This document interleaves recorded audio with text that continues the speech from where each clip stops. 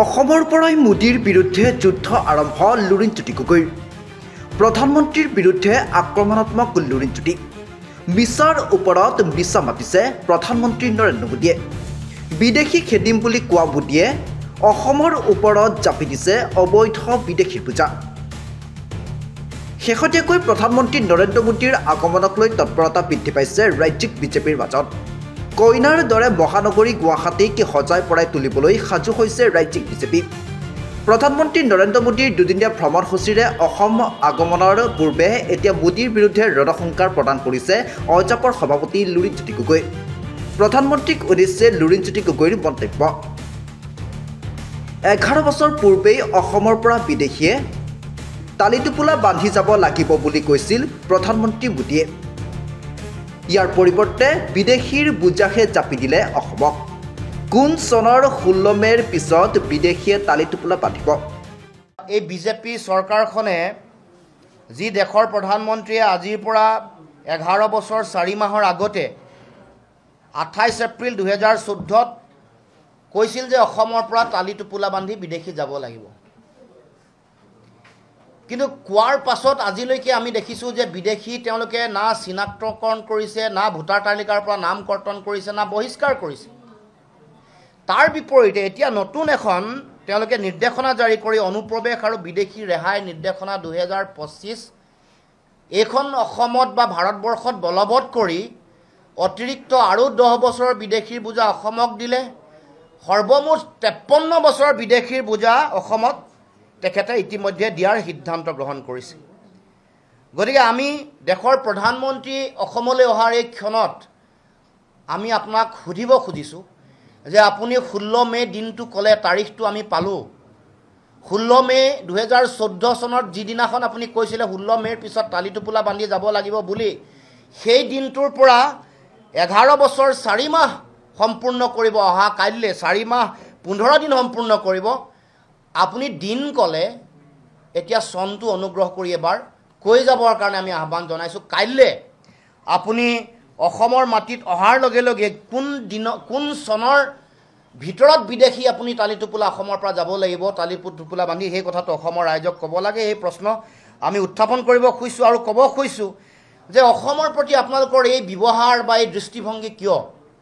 কাৰণ বাৰে বাৰে কাহ জাপি দি অসমৰ দৰে এখন ক্ষুদ্ৰ ৰাজ্য, য'ত অবৈধ বিদেশীৰ বোজা 20 বছৰ আমি লৈছোঁৱেই, সেইখন ৰাজ্যত আৰু অতিৰিক্ত 53 বছৰ বিদেশীৰ বোজা জাপি দিব খোজা যিটো কথা, সেই কথা কোনো কাৰণতে গ্ৰহণীয় নহয়। সেই কথা আমি অসমৰ ৰাইজে কেতিয়াও মানিব নোৱাৰোঁ। সেইকাৰণে আজি অসমলৈ কাইলৈ অহাৰ প্ৰাকক্ষণত আপোনাক প্ৰশ্ন উত্থাপন কৰিব খুজিছোঁ যে অসম চুক্তিৰ 6 নম্বৰ দফা কাৰ্যকৰী কৰিম বুলি আপোনালোকৰ চৰকাৰে, আপোনালোকৰ গৃহমন্ত্ৰীয়ে সদম্ভে ঘোষণা কৰাৰ পাছত আজিলৈকে অসম চুক্তিৰ 6 নম্বৰ দফাৰ প্ৰতিবেদন কিয় গ্ৰহণ নকৰিলে?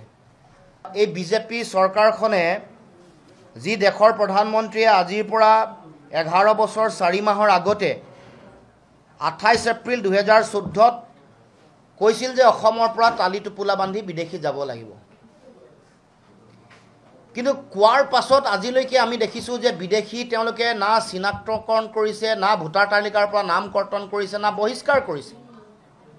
তাৰ বিপৰীতে এতিয়া নতুন এখন তেওঁলোকে নিৰ্দেশনা জাৰি কৰি অনুপ্ৰৱেশ আৰু বিদেশী ৰেহাই নিৰ্দেশনা 2025 এইখন অসমত বা ভাৰতবৰ্ষত বলবৎ কৰি অতিৰিক্ত আৰু 10 বছৰৰ বিদেশীৰ বোজা অসমক দিলে।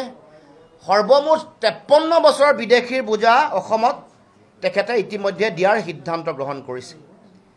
গতিকে আমি দেশৰ প্ৰধানমন্ত্ৰী অসমলৈ অহাৰ এই ক্ষণত আমি আপোনাক সুধিব খুজিছোঁ যে আপুনি 16 মে' দিনটো ক'লে, তাৰিখটো আমি পালোঁ।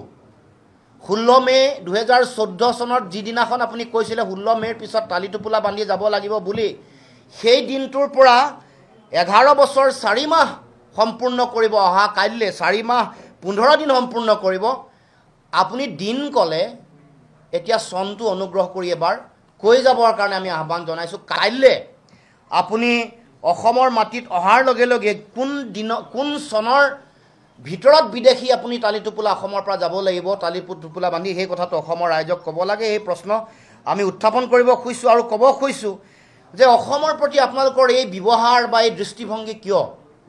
কাৰণ বাৰে বাৰে কাহ জাপি দি অসমৰ দৰে এখন ক্ষুদ্ৰ ৰাজ্য য'ত অবৈধ বিদেশীৰ বোজা 20 বছৰ আমি লৈছোৱেই, সেইখন ৰাজ্যত আৰু অতিৰিক্ত 53 বছৰ বিদেশী বোজা জাপি দিব খোজা যিটো কথা, সেই কথা কোনো কাৰণতে গ্ৰহণীয় নহয়। সেই কথা আমি অসমৰ ৰাইজে কেতিয়াও মানিব নোৱাৰোঁ। সেইকাৰণে আজি অসমলৈ কাইলৈ অহাৰ প্ৰাকক্ষণত আপোনাক প্ৰশ্ন উত্থাপন কৰিব খুজিছোঁ যে অসম চুক্তিৰ 6 নম্বৰ দফা কাৰ্যকৰী কৰিম বুলি আপোনালোকৰ চৰকাৰে, আপোনালোকৰ গৃহমন্ত্ৰীয়ে সদম্ভে ঘোষণা কৰাৰ পাছত আজিলৈকে অসম চুক্তিৰ 6 নম্বৰ দফাৰ প্ৰতিবেদন কিয় গ্ৰহণ নকৰিলে?